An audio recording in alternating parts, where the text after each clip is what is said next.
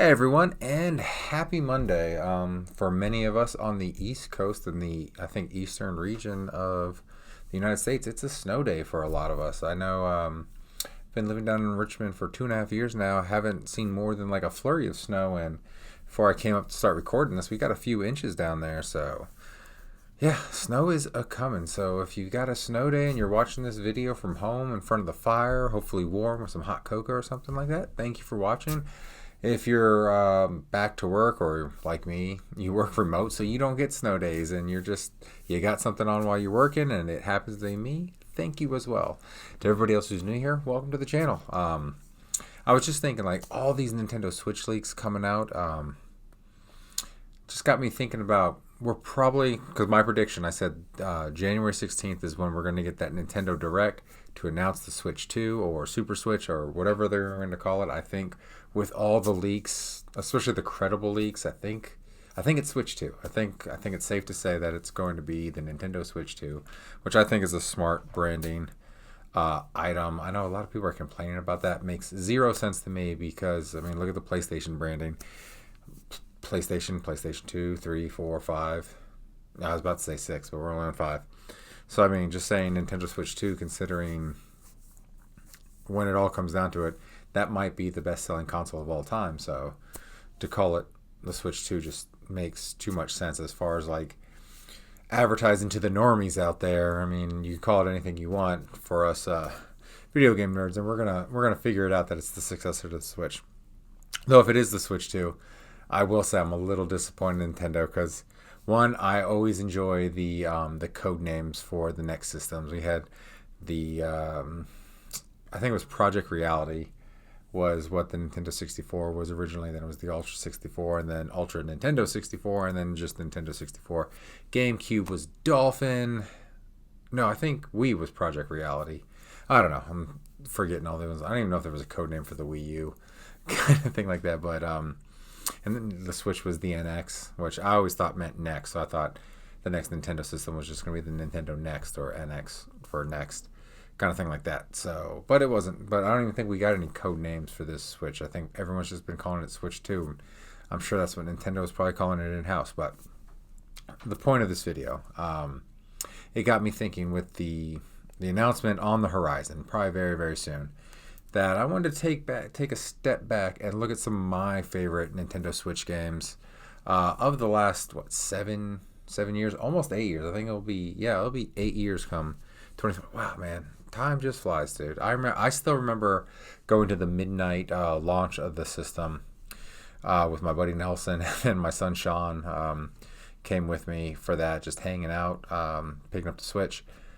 But so I was like, it's been almost 8 years. Tons of video games have come out for it. I thought I'd do like a top 20. It was originally going to be a top 10, but there's just so many games. Like, you can see like my Switch collection back there, and that's just the physical games. I've got several digital games as well because I was too anxious to get it and didn't want to wait to pick it up. So Midnight downloaded it, kind of thing, and then some were digital only. So what are you gonna do? You just gotta buy it digitally, kind of thing like that. But here are my top 20. I'm gonna count them down 20 to 1.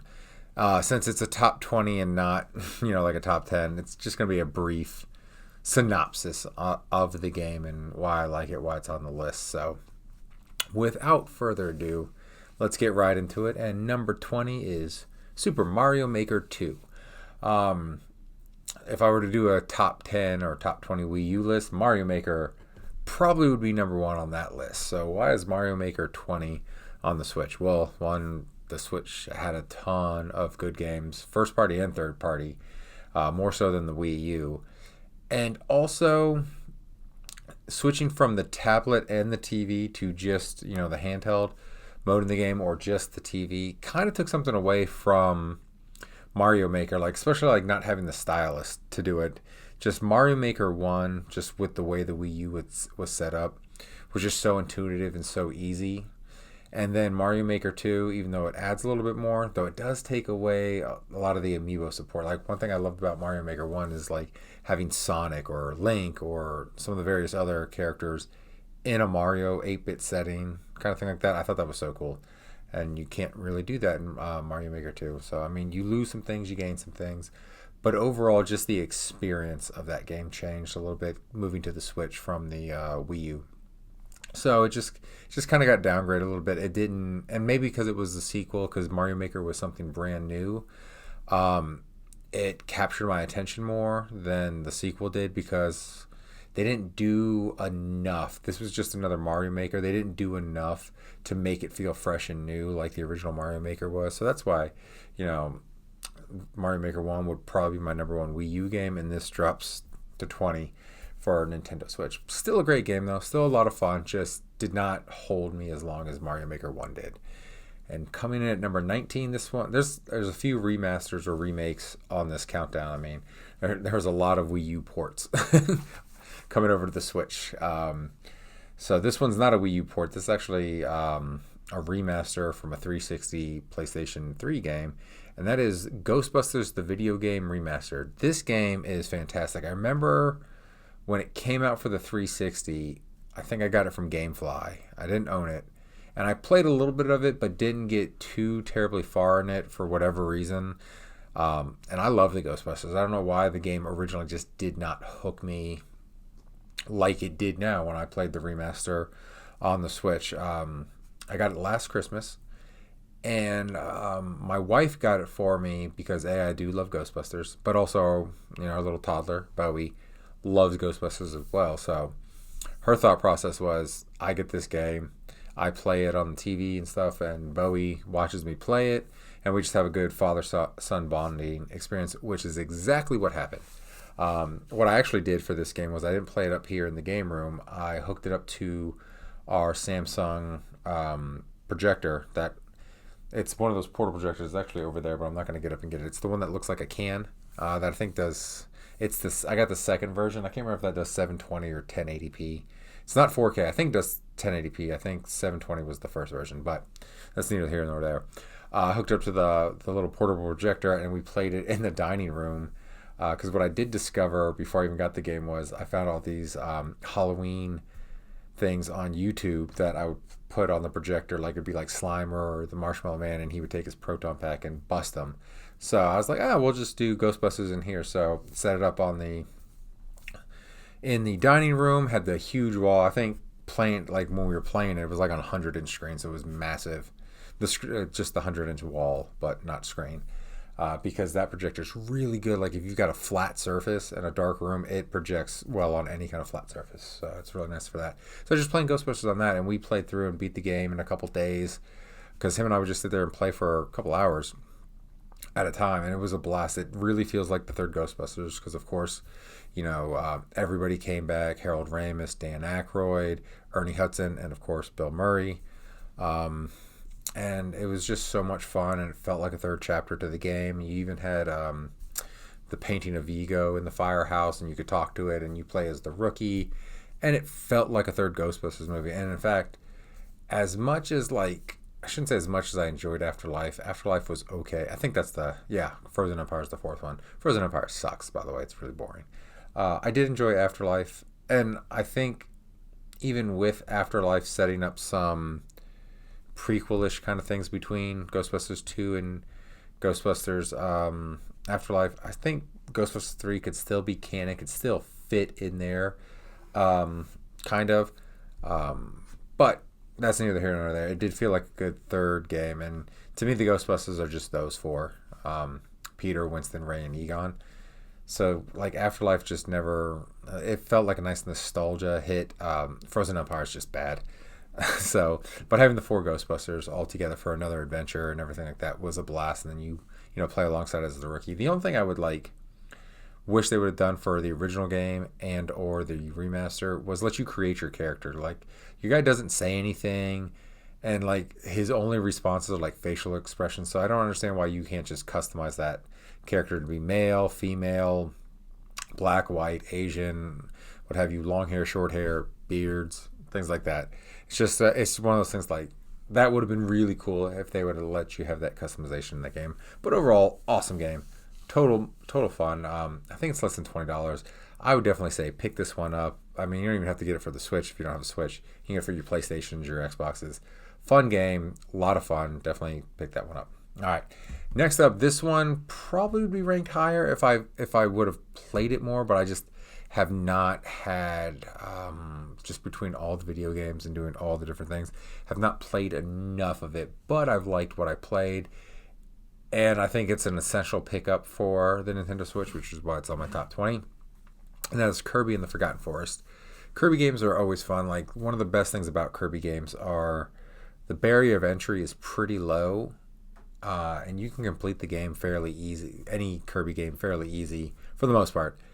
But like to do all the cool shit, like it ramps in difficulty and being like doing 100% and everything like that. That's why I've always enjoyed the Kirby games, just because there is that kind of ebb and flow to the difficulty, and it's one of those like easy to pick up and play, difficult to master kind of thing like that. So Kirby and the Forgotten Forest coming in at number 18, almost said 17. Now, coming in at number 17 is the Chrono Cross Radical Dreamers remaster for the Switch. I think that also came out on the PlayStations, maybe on the Xboxes. I love Chrono Cross. Having the game with updated graphics really, really looks nice, and it's a phenomenal story, and it's a captivating RPG. There's actually a couple JRPGs on this list, and I would just say, you know, if you were a fan of the Chrono Trigger, Chrono Cross games back in the day, 16 and 32-bit games, must pick up. Radical Dreamers, just the irony of Radical Dreamers, I spent like 20 years trying to find a good translated version of that game and really never could. And I finally get it on this set with Chrono Cross remaster. And I knew it was a text that, like, it was like a visual novel game, but man, is it just boring. I thought at least, like, because it was in the Chrono universe, I was like, oh, I'll at least, you know, this would be something, this would be like my introduction to those kind of games, and I'll really get into it. I did not get into it at all. I played it for maybe an hour. I was like, all right, I've experienced that. Off. Never will I have to do that again. I completed that long journey from teenager learning about Radical Dreamers after I had completed Chrono Trigger.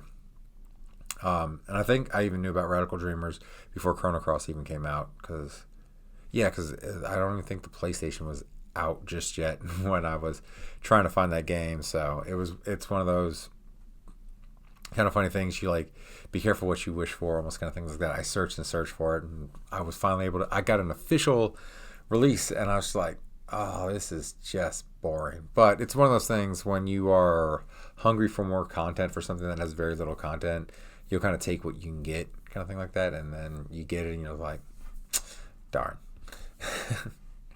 But yeah, so there we go. Chrono Cross coming in at number 7, and that one, digital only in the U.S. I've been eyeballing, like when I was in Japan last year, I tried to find a physical copy, and I just could not. I didn't get to as many video game shops as I usually like to on those trips, but I do have it in my Amazon wish list for like $40. I'm kind of thinking about pulling the trigger just to have a physical copy of it. But you can get it. I know holiday sales, it was under $10. So it's not an expensive game, and I highly recommend it. If you like JRPGs, I think it's one of the best, especially the choice systems, because there's a plethora of characters you can have join your team, but you can't get everybody on one playthrough because certain choices lock certain characters. So you can get different endings, different story beats, different side quests based on who's on your party and everything like that. So it's really cool, unique experience like that, or at least unique for the time. I'm sure many RPGs have done something similar since, but that was one of the originators of it. It's a fun story. It's a nice little way to carry on the Chrono mythos until we'll probably never get another Chrono Trigger game, which is fine. That was a nice little complete story. And same with Chrono Cross, nice little complete story. We don't really need sequels for them, even though we kind of clamor for them. So, Chrono Cross Remaster coming in at 17. And number 16, based on my reaction video to this trailer dropping in the Nintendo Direct, you would think it would be higher, but it is a collection of games, and I don't play fighting games as much as I used to, so they don't resonate with me like they did, because I'm not big for the online fighting scene. I loved it as a teenager, playing with my friends, like on the couch together, kind of thing like that. But number 16 is Marvel vs. Capcom Collection. It's a solid collection, and I've seen it go as low as $35 recently for sale. So that's definitely a solid pickup for that, especially considering like even at I think retail it's $50, maybe 40. Um, but that's a hell of a deal considering just like the Marvel vs. Capcom 1 and 2. I'm sure they've come down in price a little bit, but they're ridiculously expensive if you want them on the Dreamcast, the Xbox, the PlayStation 2. So paying $50 for this collection that not only has Marvel vs. Capcom, Marvel vs. Capcom 2, but um, Street Fighter versus X-Men, I think Street Fighter versus Marvel, or Marvel Superheroes, War of the Gems. I don't have all the games on the top of my head, but just all these games alone, like I think individually, like the cheapest one of the like, well, Punisher you can't even buy for a system. That was an arcade game, but I think like Street Fighter versus X Men is the cheapest of those games, and that's like I think that goes for $25, maybe even more. And then the Marvel vs. Capcom games are stupid expensive. They're not even that rare. It's just so many people like them. They're stupid expensive. So getting that complete set is great. Also, though, what kind of hurt the game as far as, or the collection, I should say, and kind of like my rankings, is the fact that it's the arcade versions of the Marvel vs. Capcom games. So everything's unlocked, and it's not like the Dreamcast version where you would earn points and you would buy the characters with the points. So it was enticing you to beat the game more because the more you played, and I don't think you had to get points for necessarily beating the game, but the more you played and the different things you did, you racked up points, which then you could purchase characters, purchase new colors for the characters and things like that. So it gave you more incentive to play, where this one, everything's just kind of unlocked and you're like, I played through. No, I'll play through it again later, kind of thing like that. But for the online scene, I'm sure there's people already in the comments. But online, which is probably more what it's made for. So the online scene, again, I'm not an online fighter guy. I'm not that good to do that anymore. So there's more playability for that. But if you're like me, you just want that nostalgia hit. You play through it a couple times and you're like, I'll come back to this. You'll play through it a couple times, get your nostalgia hit, and then you kind of move on. In fact, I've been kind of itching to play it more, so I'll probably throw it back in very, very soon. So, Marvel vs. Capcom collection coming in at 16. Moving right along, we have another remaster. Like I said, there's several like remasters and remakes on this list, and that's Metroid Prime remastered. I remember I got Metroid Prime for Christmas for the GameCube when it first came out. And I was just in that phase of gaming where I wasn't really playing single player games. It was more about playing multiplayer games with my buddies. It was like playing the wrestling games, the fighting games, the Mario Party games, sports games, things like that. Just whatever was multiplayer where 2 to 4 of us would play the game at one time. So I just was not really into playing those single player story games, which I'm all about now. I don't really even care about multiplayer games that much. I'm more like, I want to play single player driven stories. So I wasn't into that then. So I didn't really get that far in Metroid Prime. But the remake gave me that second chance to really play through it. And goddamn, is it a good game. Especially, it had the 2 thumbsticks. I'm thinking the N64 to GameCube. So just with that ability to do that, you had the ability. My brain. But no, just the updated graphics for the remaster. It looks crisp. It looks clean. In fact, I don't know what it is about the GameCube and the Dreamcast, but like my GameCube, when I hook it up to the Prism, it looks phenomenal on the HD TV when you go through that digital port. Same with the Dreamcast when you have a digital output to HDMI on those. They look really good. Like obviously the graphics aren't as crisp as today's games, but they still look really good. And so the remaster, you just take a game that already looks good when you convert it to HD, and then you've got the smoothed out lines and things like that, and it looks even better. So great job on graphically updating it, and it was already a fantastic, fun first-person shooter to play. So, I mean, just a home run right there. Number 15, Metroid Prime Remaster. And we're back on a JRPG kick for number 14, along with the remake kick, and that is the 2.5D remake of Dragon Quest III. I think it was Dragon Warrior at the time in the US. I don't think they switched over to Dragon Quest to like last generation or something like that. But I always missed out on that. Limited funds when you're a kid and teenager, limited resources. So my go-to JRPG maker was Squaresoft. not NX, because this was before the merger. So it was just NX making the Dragon Quest Dragon Warriors. I always thought the artwork was cool though, but being a kid of the 80s and 90s, Dragon Ball, Dragon Ball Z, Akira Toriyama, anything he did. I mean, that's the whole reason why I picked up Chrono Trigger was he did the artwork for it. So anything he did at least piqued my interest. But I was like, I don't know what this Dragon Warrior stuff's all about. And I don't know Enix as a game company really. I know Squaresoft. Square makes solid games, so I'm gonna stick with them. So I've known of the series for a long time, but just never got into it.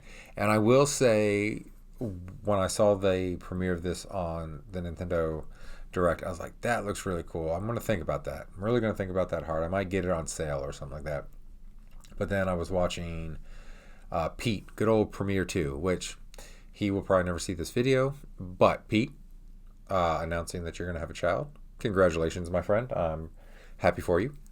Great job. As a fellow 40-year-old, 40-plus-year-old who recently has a toddler, so recently had a baby in my late 30s, I can say, man, being old and having a kid's tough. But congratulations. You'll love it. It'll be great. But yeah, circling back because I go on tangents because I'm old. I saw Pete Premiere 2 play it on his Twitch channel. He actually got had that whole playthrough sponsored by Square Enix, which was awesome. And I watched him play the first couple hours of the game, and I was like, this is actually really awesome. So I was like, I'm not going to wait for a sale. I'm going to go ahead and get that game. And I really, really enjoyed it. So that's why for a newer game, it ranks so high at number 14 on this list. But no, it's just a phenomenal game. And I'm definitely, after I complete it, and probably a little more on my backlog, when 1 and 2 remaster comes out on the Switch, I'll probably pick those up too. Because 3 is the start of the story. So 1 and 2 originally came out on the Nintendo, and then 3 was like a prequel that talked about the beginning of the quest. So I will pick up 1 and 2 when those release eventually. I probably will wait on a sale for and pick it up because I got so much on my backlog that I got to beat, including Dragon Quest 3. So we'll pick those up at a later date. But thank you, Pete, and congratulations. But thank you for introducing me to this series. Number 13, not really a remake, but a port from the Wii U, and that is Smash Brothers. But it's Smash Brothers Ultimate now, so they brought back everybody. And the Smash Brothers games are just fun. They're fun to play on your own. They're fun to play with friends. And like a Wii U list, Smash Brothers probably would have ranked higher. But again, so many great games came out for the Switch. And also, fighters have kind of lost their lust for me. With me moving to Richmond, all my friends are still up north, so they come visit every once in a while, but everybody doesn't come over to hang out like we used to when I lived closer, where we would get together and have Smash tournaments and Mario Party tournaments and fun stuff like that. So, and again, I don't go online to play fighter games because I would just get my ass kicked, and I don't like putting myself through that punishment. But I was so excited when this game was announced, and then like everybody's coming back because one of my favorite fighters to use is Solid Snake, because I'm a huge Metal Gear nerd. So having the ability to play as him again, I was super excited and bought this game on day one, played a ton of it. Haven't really played it much since, but it's still one of my favorite fighting games, which is why it comes in at number 13. Drum roll please for number 12. Not really drum roll needed, but Advanced Wars 1 and 2 Boot Camp, the remake of Advanced Wars 1 and 2 for the Game Boy Advance. I always kind of wanted to get into this series. Like, I remember when it was released on the Game Boy Advance, at least the first one. And I kind of hemmed and hawed about buying it. But again, I was a high schooler. I had so limited money. And most of that money, when it came to video games, went to home consoles. Didn't really go to, your Game Boys and your Game Boys Advances kind of thing. I would pick up the occasional game like Final Fantasy Tactics. Like, oh, I have to have that for the Game Boy Advance. And, allocate some money for a Game Boy Advance games, but I didn't buy too many Game Boy games for my Game Boy Advance, which honestly I'm going to try to make up for lost time for. I've been like scrolling through that catalog because I've got the Game Boy Advance player on the GameCube, so I'm like, I really do want to play some more of those, so I'm going to backtrack on that. But luckily for this particular one, we got a really cool Switch remake for the two of them, and I had a blast playing it. I got it last Christmas, much like Ghostbusters, and like Ghostbusters, I just kind of couldn't put it down. But the beauty about Boot Camp was that because it's a remake of a Game Boy Advance games, it just felt right playing it in handheld mode. In fact, I don't even think I played that game on the TV. I think I exclusively played that game in handheld mode. So I can't even tell you how good the game looks on a TV, but I can tell you it looked pretty good on the handheld mode for the Switch. So fun game if you like real-time strategy games. This is a really good introduction to it because again, like the difficulty, you can manage the difficulty, like you can lower it, you can raise it, but it's got a really good introduction to it. Like it really teaches you how to use your different ships and planes and tanks and everything like that. And then you can pick and choose, and then the difficulty as you get through the game starts ramping up a little bit, and you got to use more strategy. So it's definitely a fun game that kind of changes the level. So number 11, we have The Legend of Zelda: Link's Awakening remake. I did not get this game originally on the Game Boy. I always thought about it. Like that was one of those games. I still remember the commercials, especially the DX version that was in color for the Game Boy Color. I was like always really, really tempted to get it, and I can't explain. I can't explain to you why, because it was a handheld, which I think differently now. If I'm going to buy a long RPG game, I want it for the Switch as opposed to like the PlayStation or the Xbox, because I can play it in handheld mode and play it anywhere. I can play it on the TV, and I can, play it down in the living room with the kids. I can play it on the go if we've gone someplace. But back then, I didn't want to play a long game because I didn't want to sit here with my Game Boy playing like that for hours and hours like you would with a Legend of Zelda game. So I just kind of like, I'll pass on that kind of thing like that. Or it's the exact opposite now. I prefer handheld versions of RPGs. But that game's phenomenal. I do love the diorama style of the character models and things like that.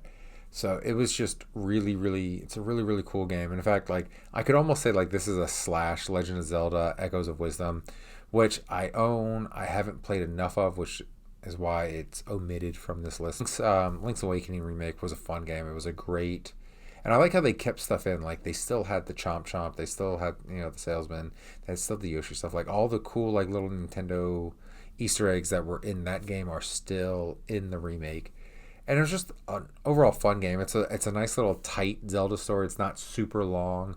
It's got a fun story to it, a fun area to explore, different puzzles to do, and things like that. And just kind of in a compact form. I know a lot of people were kind of upset for the price point of this game because it didn't, other than the Dungeon Creator, I don't think it really, other than Dungeon Creator and the graphics, didn't add too terribly much to say, hey, this is worth paying full retail price for a Game Boy game in 2022, 3, whenever it came out.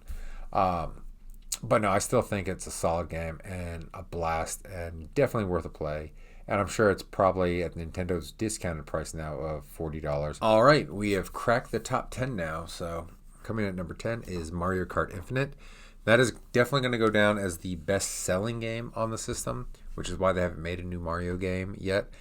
And I would not be surprised if Nintendo didn't make a new Mario game right off the bat for the Switch 2, but offer up like new tracks or AI upscaling, since that's the rumor, what the new system can do. Just something to keep the Mario Kart 8 train, which is now Mario Kart Infinite train, just keep it on rolling instead of coming out with Mario 9. I could be completely wrong and we get a Mario Kart 9 at the launch of the Switch 2, but that's one of those things that's kind of like, I really, really think like they're going to keep milking Mario Kart Infinite because they have for the entire system.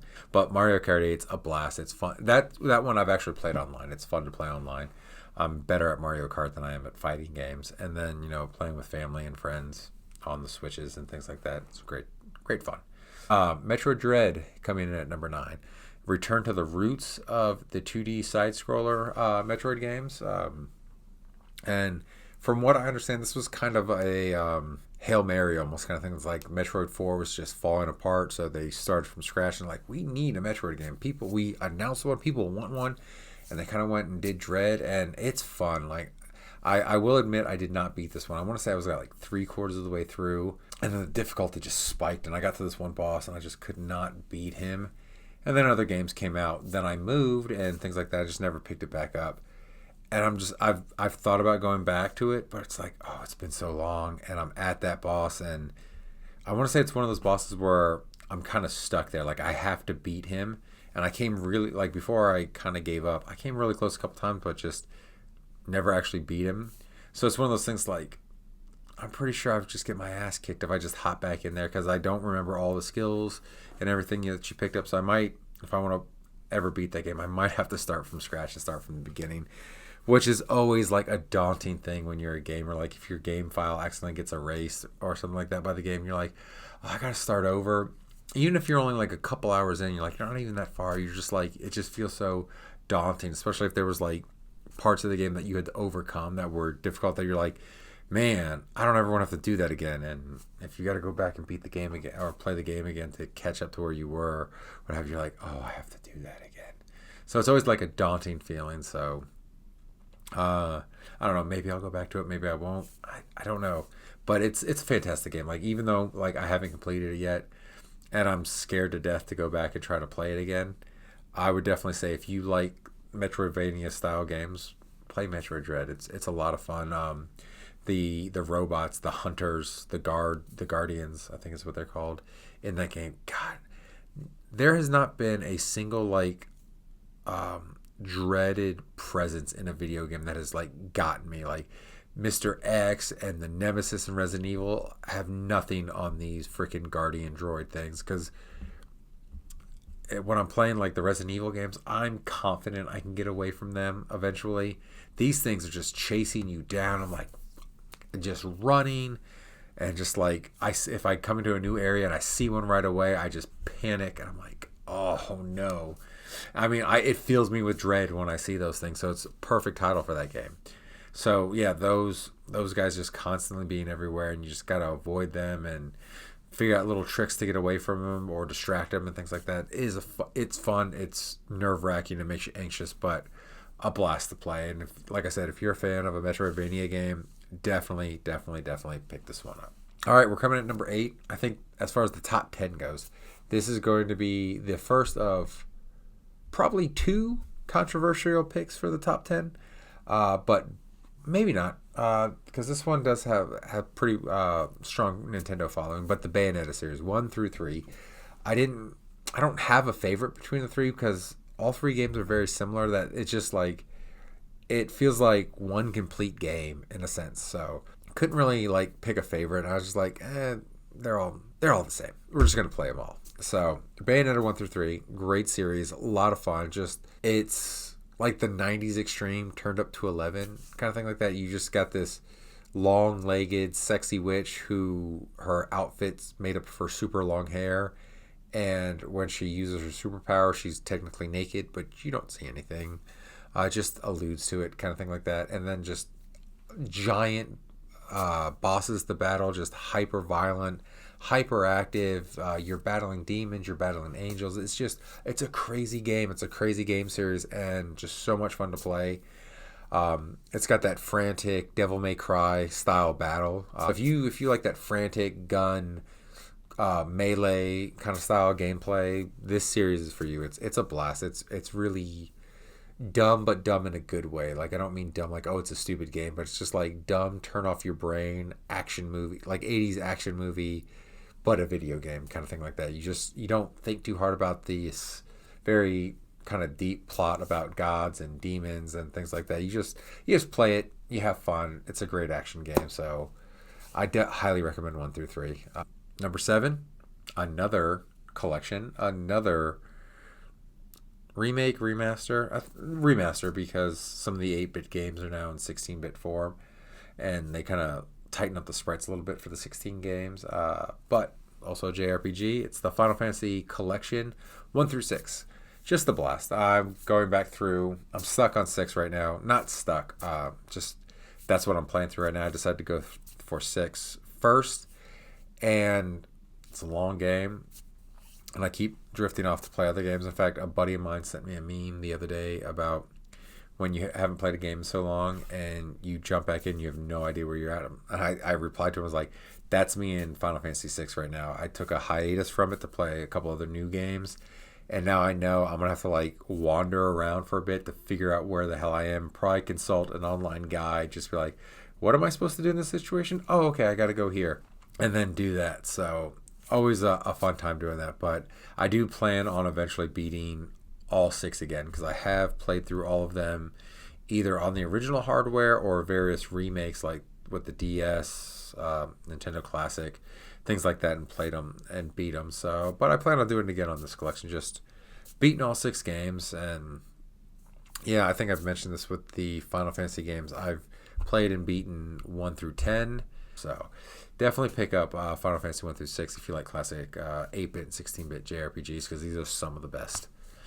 All right, coming in at number 6, another JRPG, another remake of a Squaresoft classic, and that is Super Mario RPG, the remake. It's a fantastic. Well, Mario RPG is a great game to begin with, and just the remake on the Nintendo Switch with the updated graphics, just so much fun to play. I really, really enjoyed this. I beat this game in a few days because I couldn't put it down. Again, another game I don't think I played on my TV at all. I think it was just all handheld, where I just played it and just played it in the living room. Like, I'd get up for work, check my emails, drink my coffee while I'm like sitting there at the desk just playing the game and things like that. Just so much fun. You get some new characters in there. You team up with Bowser. I think this is the first time Bowser and Mario teamed up for anything. So it's just a fun game to play. Highly, highly recommend this game. Yeah, especially if you haven't played the original, definitely play this game. I think you'll have a lot of fun if you're a JRPG fan and things like that. So go ahead and knock this one off your to-do list and pick up that game. All right, coming in at number 5. I don't know, you can't really consider this a remake, I guess, but maybe some people will. But I love this game. I've played it a ton since I got it over the summer. I've got 2 different versions of it. We've got the American version over there. We got the Japanese version over there. Came with some awesome Famicom controllers for the Switch. And of course, I'm talking about the Nintendo World Championship NES Edition. Game's fun. It just lets you play a bunch of classic 8-bit games in a timed session. In fact, some of them, like, you got to beat Mario as fast as you can. So you got to go through the warp things, and you literally play the entire Mario game. You play the entire Donkey Kong game. I know it's a little bit different because you can't technically die. If you die, it rewinds, and you just got to keep going. But eventually, you play it so much with the speedruns that you don't die. You literally beat Mario like in 8 minutes. I gotta check what my fast. I think it was like 7-8 minutes. You beat Mario 1 in like 7-8 minutes without dying. Donkey Kong you beat in a couple minutes without dying because it's only 4 levels. But yeah, it's just really cool how good you get at those games. In fact, I've been meaning to on the Switch play the original Mario Brothers and just play through it where I would die if I died, and just play through and see how quickly I can beat that game without the everything from the Nintendo World Championship. But you play Excite Bike, you play Kirby, Ice Climbers 2, and Kid Icarus, sadly, and Balloon Fight. There are a couple duds in there, but they were a part of the original World Championships, so they got to kind of be in there. And I'm sure there's somebody out there who likes Ice Climbers. I'm not one of them. In fact, Kid Icarus can be annoying, Balloon Fighters can be annoying, but I can play those and be fine. Ice Climbers I downright loathe. So that's the only knock I can give that game series. But it's a fantastic game. And in fact, if you watch the I haven't done it in a while. I'm gonna get back to it. But if you watched my Saturday morning speedruns, you did see I did get number 1 in the world in one of the Mario games. So that was awesome to achieve that. I didn't think I would achieve that at all. At least not for a while. Not till everyone stopped playing. But it was only a couple months in, and I got number 1 in the world. So that was awesome. And I do have hopes for this series because they make it a point. It's the Nintendo World Championships NES Edition. So I feel like this game did sell well. Like, everyone was super excited to get the collector's editions for both Japan and America when they were announced. So maybe, just maybe, we'll get lucky and we'll get a Super NES Edition, which that'd be awesome because then you can add F-Zero to it, Super Mario World, Mario Kart. Pilot Wings could be in there. I'm just trying to think of some like NES exclusives, like maybe some more Zelda stuff, because we got Zelda 1 and 2 on the NES edition. So that would be so awesome. So awesome to have. We're at number 4, and I thought about downloading this game digitally, but then I found out I could buy it physically in Japan. So I'm glad I waited because I did get it physically in Japan. And that is the game I Am Setsuna. I'm sure a lot of you probably are like, either what game is that, or you forgot about that game. Because again, only digitally here in the US. They did have a physical version in Asia and Japan. And it is a classic JRPG. It's got more modern graphics, but still kind of like that top-down style. But it's not done in a like 16-bit style. It's more smoothed out graphics, but still kind of has that 16-bit, 32-bit RPG flair.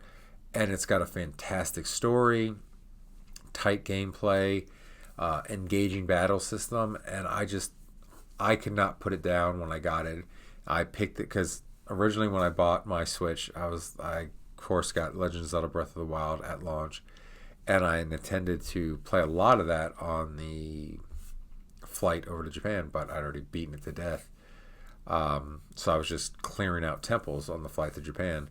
But when I got I Am Setsuna, that game was another game I could not put down. So it was kind of like back at the hotel to rest or waking up way too early because of the jet lag. I would play I Am Setsuna, and then I think I beat it on the plane ride home to Japan, that 13-hour flight, because it was just one of those fantastic games. Or I beat it shortly after because there wasn't much left to do.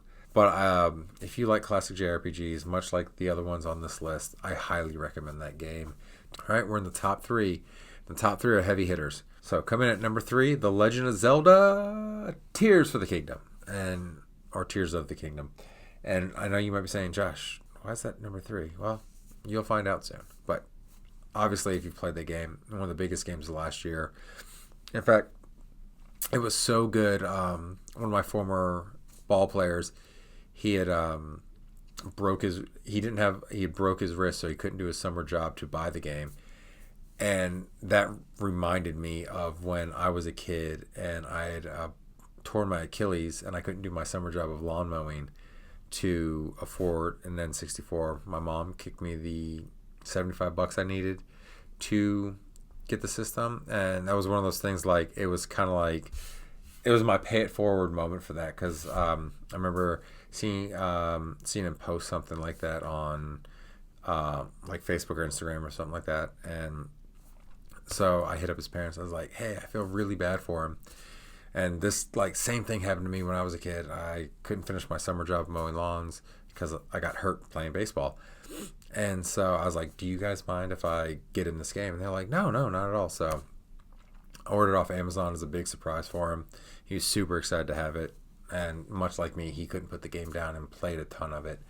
So I was like, I liked this game so much when I saw one of my former players couldn't get the game because he got hurt. I was just like, no, I got to get this game for him. So that's what I did. Not trying to toot my own horn or anything like that. Just saying how much I love the game, that I needed to like spread the love of that game. It's one of those things, if I was like a billionaire, I'd buy a copy for everyone so everyone could play it. So, I mean, it just definitely goes without saying, Legend of Zelda Tears of the Kingdom is one of the best games on the system. And if you have a Switch and you don't have this game, what's wrong with you? Kind of thing like that. So that's coming in at number 3. And coming in at number 2, Super Mario Odyssey. Super fun game, obviously. It's a 3D Mario game. It's the first true 3D Mario game we've got since the Wii and Mario Galaxy 2.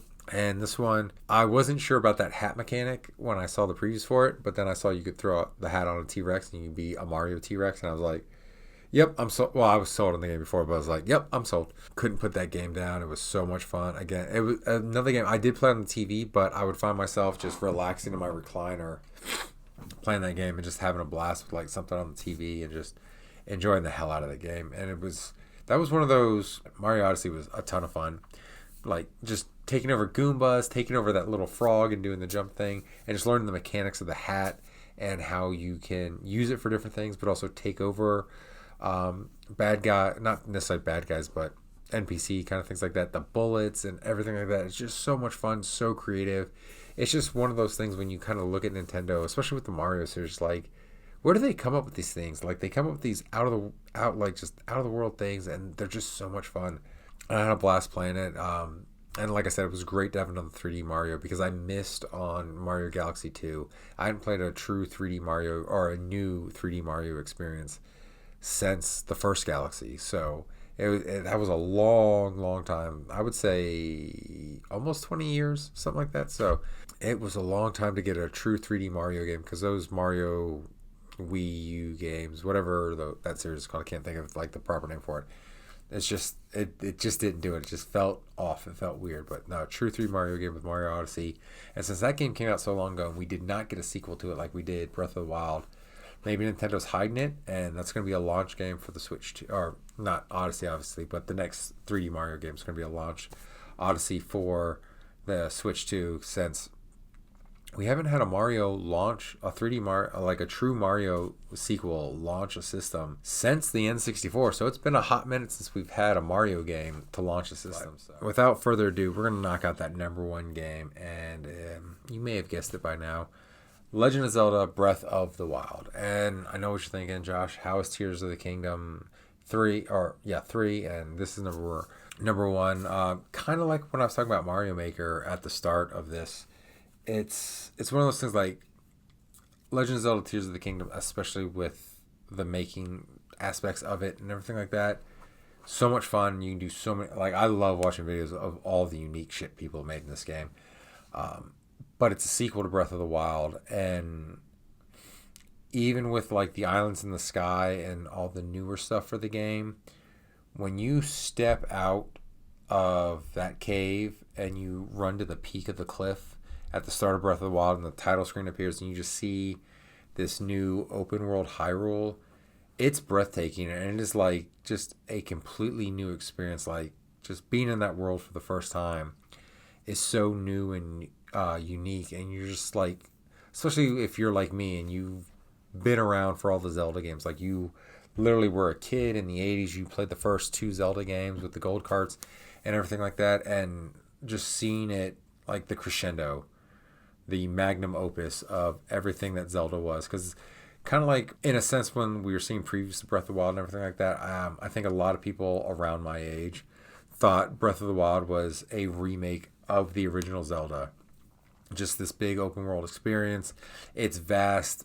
And from the previews, it looked empty because they didn't really show off a lot of the towns and things like that. So much like the original Zelda game, there are no townspeople. Like, you run into a couple people, like the guy in the cave and things like that.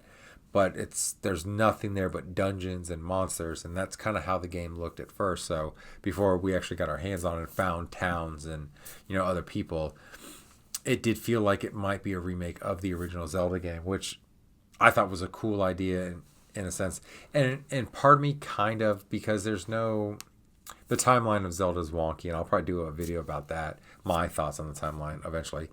But because the timeline's kind of wonky, and there hasn't been like a real solid placement of Breath of the Wild on the timeline. So one could say it is kind of a remake of the original Legend of Zelda. At least that's how I like to believe it, even though Nintendo has said no, it's not. But yeah, like, the reason why this outranks Tears of the Kingdom, just the experience of it is so brand new. Because when you play Tears of the Kingdom, because again, you've got the islands in the sky and you've got the underworld and things like that.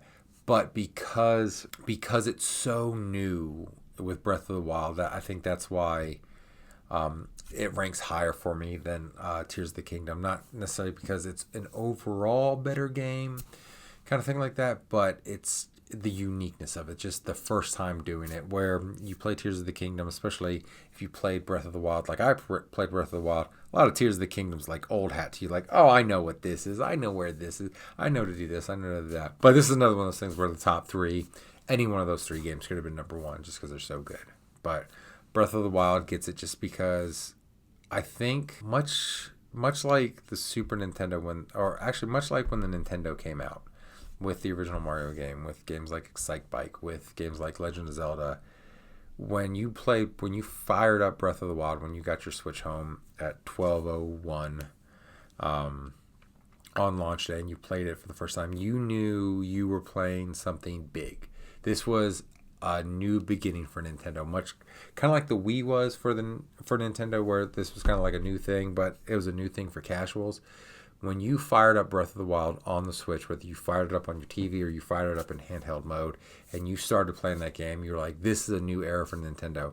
This is the era where I wasn't sure of it, but I was like, I think they're going to outsell PlayStation and Xbox this generation. And, the Switch is kind of that weird in-between generation, but it kicked the shit out of the PlayStation 4, it kicked the shit out of the Xbox One, and it's kicking the shit out of the 5 and the Series X. So even though it's kind of an in-between generation, it's kicking the shit out of both of those generations for those 2 systems. But like playing it, you knew this was like Nintendo's not just trying to be casual games like the Wii. Now this is going to dominate, and it's going to dominate with solid hardcore games like Legend of Zelda. And there's a couple games on here: Metroid Prime Remastered, Metroid Prime Dread, like games like casual game players wouldn't play, but hardcore gamers would play. So it was just kind of a new beginning there for Nintendo. It felt like Nintendo. It felt like the Nintendo, the old Nintendo that made serious games for serious gamers, and they were revolutionizing video games again because we saw the Switch come out, and a host of other handhelds have followed. We've got the Legion Go, we've got the Steam Deck, we've got the Asus ROG Ally. So we've gotten a slew. I mean, PlayStation even put out the Portal, which isn't like handheld gaming, but it remote plays into your PlayStation, and the Xbox is talking about doing a handheld game system. So again, Nintendo once again revolutionized the video game market with the Switch, and Breath of the Wild showed like, hey, look what you can do with a handheld video game console. So that's why it's number one, because it was the start of a new era for Nintendo. So there it is. There is my top 20 Switch games. And again, I can't even say it's a comprehensive list because I haven't played all the Switch games. So there could be a game that if I played it, could crack the top 10. But I just, everything's not free. So I don't get to play everything. And because I'm a team of one at this channel, it's not even like a coming together of list of discussion like, well, I didn't play this game, you played this game. What do you think? Where do you think it ranks? And, you can have a discussion about it.